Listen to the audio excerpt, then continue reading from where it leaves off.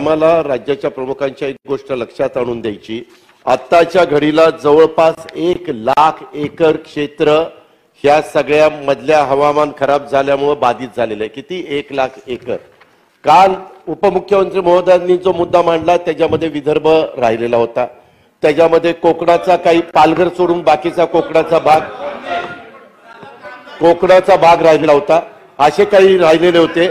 आज मात्र पुणे विभाग, सगळ्या विभागाचे आकडे सरकारचेच माझ्याकडे आलेले आहेत. परंतु अध्यक्ष महोदय, ज्यावेळेस मुख्यमंत्री महोदय आश्वासन देतात की कांद्याची खरेदी सुरू करण्यात आलेली, तशी झालेली नाहीये. आम्हाला मुख्यमंत्र्यांना तीच गोष्ट लक्षात आणून द्यायची की बळीराजा त्रासून गेलेला आहे. आज ह्याच्या सगळ्याच्या किमती घसरलेल्या असल्यामुळं त्यामध्ये हस्तक्षेप करून खरेदी सुरू केली पाहिजे.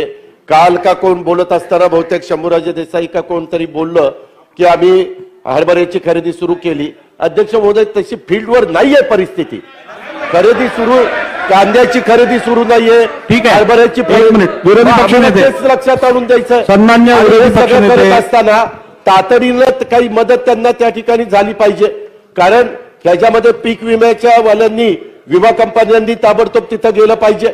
त्याचबरोबर केंद्र सरकारला पत्र ह्यांचं गेलं पाहिजे, केंद्राची टीम मागवली गेली पाहिजे आणि राज्य सरकारचा जो महसूलचा विभाग आहे, कृषीचा विभाग आहे, यांनी पण तिथं जाऊन शेतकऱ्यांना सांगितलं पाहिजे. मुख्यमंत्र्यांनी लोकांना किंवा बळीराजाला आवाहन केलं पाहिजे की सरकार तुझ्या पाठीची आहे, तू काही काळजी करण्याचं कारण नाही.